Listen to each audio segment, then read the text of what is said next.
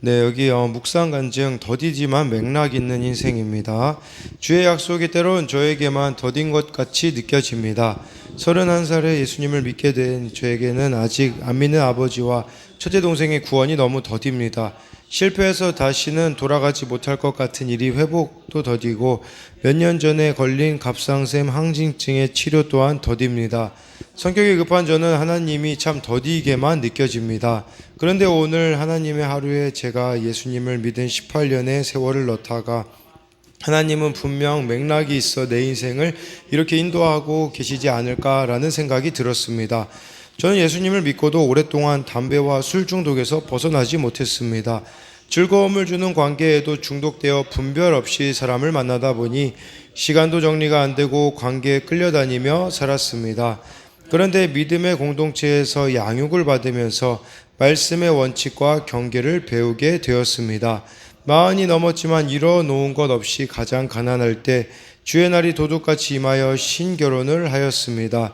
기어이 영화감독이라는 예전의 직업으로 돌아가고 싶어 직장 생활을 안 했는데 결혼을 해야 하니 적은 월급이지만 꾸준히 일하게 되었습니다. 결혼하고 나서는 모든 일에 예배와 가정을 최우선으로 삼게 되었습니다. 세상이 좋아 관계도 술도 못 끊고 항진증으로 자연스러워 무질서한 관계와 술을 끊게 해주셨습니다. 나 혼자의 결정으로 승승장구의 그 영광을 홀로 다 취하고 싶었는데 나의 결정으로 반복해서 실패하니 이제는 어려운 일이 생기면 하나님과 공동체부터 생각납니다. 예수를 처음 믿은 18년 전에는 생각할 수 없었던 것들을 이렇게 하나씩 배우고 있습니다. 때론 억울하게 감옥에 갇힌 것 같지만 갇혔으니 옴짝달싹 못해 하나님이 허락하신 환경에서 날마다 주신 만큼 살아가게 된 것이 주님의 가장 선한 응답임을 믿습니다. 가족의 구원도 일의 회복도 병의 치유도 더딘 듯 보이지만 사실 하나님은 저의 거룩을 위해 가장 바쁘게 일하고 계십니다. 정작 더딘 것은 그런 하나님의 맥락도 모른 채 내가 원하는 것만 해내라고 불평하고 원망하는 저입니다. 고르고 골라주신 환경으로 견인해 가시는 하나님의 하루 같은 천년의 맥락을 깨닫게 해주신 하나님 감사합니다. 적용하기입니다. 우울과 자기 연민의 불평과 자학하는 말이 튀어나올 때마다 의식적으로 감사한 일을 떠올리고 소리내어 말하겠습니다. 매일 아침 5분 동안 하루의 계획을 큐티책에 적겠습니다. 네, 여기 보니까 정말 이렇게 분별 없이 있었던 그런 삶이라는 것을 이전에는 그랬다라는 거겠죠. 분별 없이 사람을 만나다 보니 시간도 정리가 안 되고 관계에 끌려다녔는데 믿음의 공동체에서 양육을 받으며 말씀의 원칙과 경계를 배우게 되었다고 합니다. 그래서 세상도 또 관계도 못 끊으니 하나님의 갑상샘 항진증으로 무질서한 관계와 술을 끊게 해주셨고, 그래서 이렇게 나의 결정으로 잘 되면 얼마나 좋겠습니까? 그러나 실패하다 보니 이제 어려운 일이 생기면 하나님과 공동체부터 생각이 난다라고 하면서 억울하게 감옥에 갇힌 것 같지만 이 가운데 허락하신 환경에 날마다 주신 만큼 살아가게 된 것이 주님의 가장 선한 응답이라고 이렇게 말하고 있고, 하나님의 맥락을 몰랐다라고 이렇게 표현하고 있잖아요. 하나님의 하루 같은 천년의 맥락을 이제 그가 깨달아가고 있다라고 이렇게 간증해 주는 내용입니다. 예, 오늘은 베드로후서 3장 8절부터 이렇게 13절까지인데요. 8절에요. 사랑하는 자들아, 주께는 하루가 천년 같고 천년이 하루 같다는 이 한 가지를 잊지 말라. 이것은 시편 90편 4절 모세의 노래에 적혀 있는 내용이에요. 시편 90편 4절에 모세의 노래, 거기에 보면 주의 목전에는 천년이 지나간 어제 같으며 밤의 한순간 같을 뿐이미니다 라고 해서요, 하나님이 보시기에는 천년이 그냥 어제 또 밤의 한순간 같이 같다라고 이렇게 말씀해 주고 있습니다. 그러니까 어떤 이들은 막 이렇게 하나님의 약속이 이루어지는 때를 자기가 기준이 되다 보니까 때와 방법과 이런 것들을 다 자기가 정하니 기다리는 시간이 천년 같다고 불평을 하는 것이죠. 그러다 보니까 에이 어차피 우리 주님 뭐 늦게 오실 거야 라고 하면서 영적 매너리즘에 빠져 매일매일의 그 신앙을 이렇게 생략해 버리게 되는 겁니다. 이게 영적 매너리즘이에요. 쉽게 말하자면 오늘 깨어서 살지 않는 거, 그게 바로 영적 매너리즘이라는 것을 기억해야 되는 것이죠. 하나님의 시간 개념과 사람의 시간 개념에는 분명히 차이가 있다라는 거예요. 그러니까 사람의 천년이 하나님께 하루가 될 수 있다라는 것은 인간의 시간 계산은 하나님 편에서는 의미가 없다라는 겁니다. 그러니까 우리가 계산하는 이 시간 개념은 하나님 편에서는 의미 없음이죠. 그렇다면 언제가 중요한 게 아니라 오늘, 더 나아가 매일이라는 이 시간 속에 하나님의 뜻을 발견하고 순종하며 살아가는 그런 매일매일이 중요한 것이라고 볼 수가 있어요. 막 그렇게 이야기하는 사람들이 있잖아요. 막 30살 때, 하나님 앞에 40살 때 이렇게 쓰임 받고. 근데 그거는 사실은 우리가 정해놓은 거 아니겠습니까? 그럼 30살에 쓰임 받는 거 그런 게 뭐가 중요하겠습니까? 물론 요셉도 30살에 쓰임 받고 다윗도 30살에 쓰임 받았는데 그것은 최소한의 이제 어떤 일을 감당할 수 있는 나이라고도 볼 수 있겠고, 그들에게 중요한 것은 그 30살, 그게 중요한 게 아니라 30살까지 매일매일이 있었다라는 거, 그게 중요한 것이겠죠. 그래서 이 8절 말씀을 보면서 나에게는 매일매일의 말씀 묵상과 기도의 삶이 있습니까? 이것이 바로 하나님의 시간표에 나를 맞추는 것이고 하나님의 방법에 나를 맞추는 것임을 여러분들이 기억해야 한다라는 겁니다. 9절에요. 주의 약속은 어떤 이들이 더디다고 생각하는 것 같이 더딘 것이 아니라 오직 주께서는 너희를 대하여 오래 참으사 아무도 멸망하지 아니하고 다 회개에 이르기를 원하시느니라. 하나님의 약속은 더딘 게 아니에요. 하나님은 너희에 대하여 오래 참으사 아무도 멸망하지 않고 다 회개하기에 이르기를 원한다라는 것이거든요.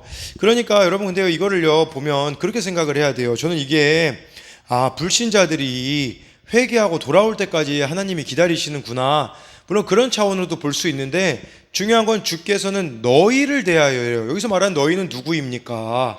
8절에 사랑하는 자들이잖아요. 사랑하는 자들은 누구냐면 교인들이거든요. 예수님을 믿는 자들. 그러니까 예수님을 믿는 우리들이 회개하기를 원하신다라는 것을 말씀해 주고 있는 거예요. 그러니까 나를 괴롭게 함이 아니라 내가 회개할 때까지 오래 참아주신 하나님의 사랑인 것이죠. 그러니까 하나님이 나를 힘든 사람과 상황에서 빨리 건져주시지 않고 그대로 두시는 것이 이유가 있다라는 거죠. 왜 그럴까요? 그 이유는 바로 주님이 오셔서 구원해 주셔야 될 죄인이 나임을 깨닫고 내가 회개하기를 기다리시는 주님의 섭리인 거예요. 여러분 성경을 읽어보면요, 방향은 타인에게 있는 게 아니라 나에게 있습니다. 우리는 나를 힘들게 하는 사람이 회개해야 된다고 생각을 하잖아요. 그런데 성경의 방향은 항상 나예요. 내가 회개해야 타인이 회개하고 변화가 되어진다라는 거예요. 그러니까 내가 회개하기까지 하나님은 지금 기다리고 계시다라는 거죠. 그러니까 여러분들 상황에, 여러분들 생각에 정말 이렇게 보기 싫은 사람이 있고 인정하고 싶지 않는 상황과 어려운 이런 또 환경들이 있다면 그 가운데 하나님은 내가 회개하기를 원하신 것이다 라는 것을 깨닫는 것이겠죠. 그러니까요, 여기 적용 질문에 구원의 약속이 더디 이루어지는 것 같은 상황에서 내가 인정하고 돌이켜야 할 나의 죄악은 무엇입니까? 정말 내가 죄인임을 깨닫기를 원하시는 거죠. 또한 지금 내 주위에 멸망의 길을 가고 있는 사람은 누가 있습니까? 그들을 구원으로 인도해내기 위하여서 위한 나의 회개가 있습니까?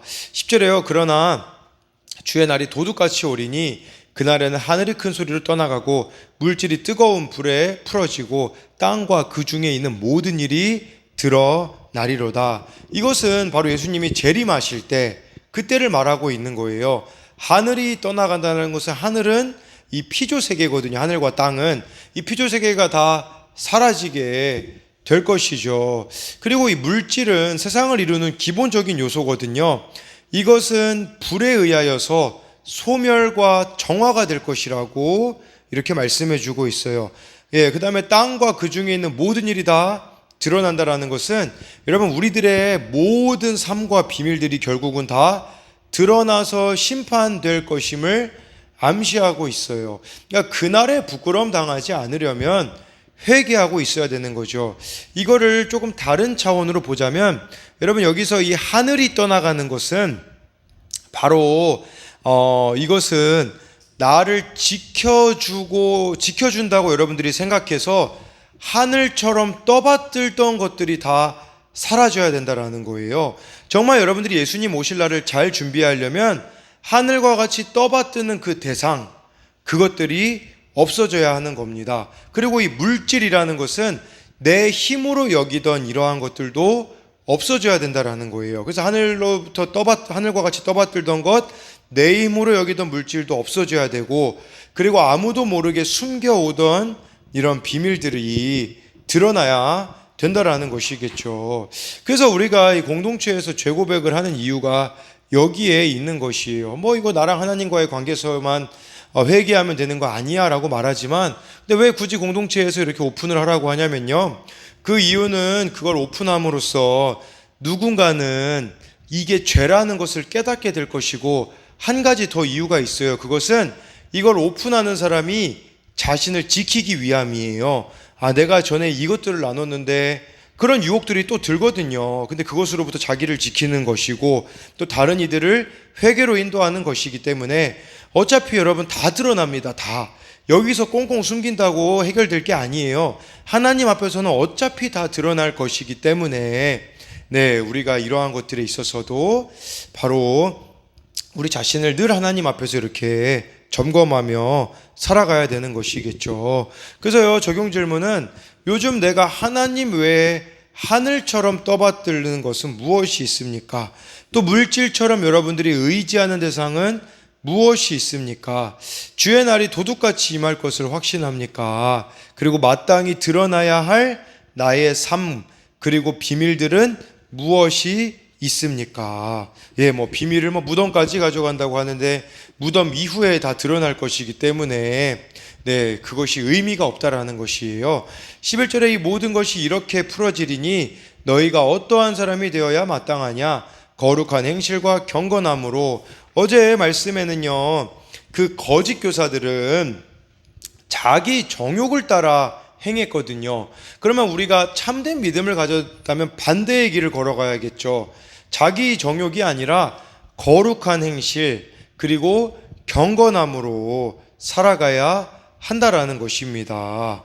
그러니까 이것은 거룩한 행실과 경건함으로 주어진 때를 살아가야 된다라는 것은 여러분들이 제대로 된 종말 신앙을 가졌다면 현실 도피가 아니라 현실 가운데 거룩한 행실과 경건한 삶으로 매일매일을 살아가야 한다라는 것입니다.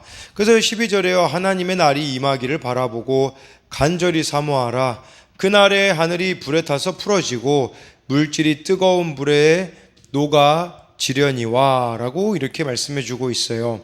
하나님의 날이 임하기를 바라본다는 것은 기대하며 기다린다라는 뜻을 이렇게 기다린다라는 뜻이고요.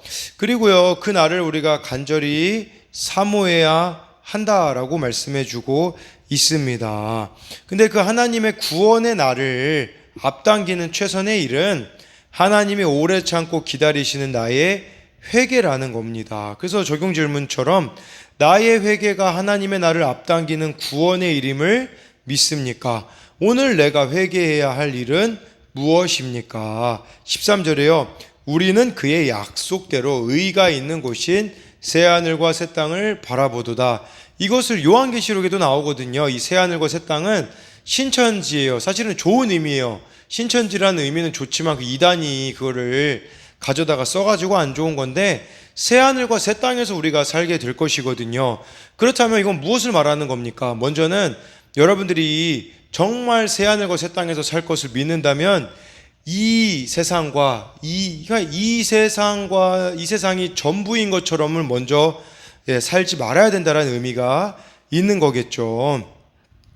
그랬을 때 이 심판 날이 누군가에게는 심판의 날이 되겠지만, 이 날은 우리들에게는 아까 여기 거룩한 행실과 경건함으로 살았던 성도들에게는 이 날은 새하늘과 새 땅을 상속받는 날이 될 겁니다. 그래서 이게 요한계시록에도 이 새하늘과 새 땅이 나오는데 거기에 이렇게 나와 있습니다.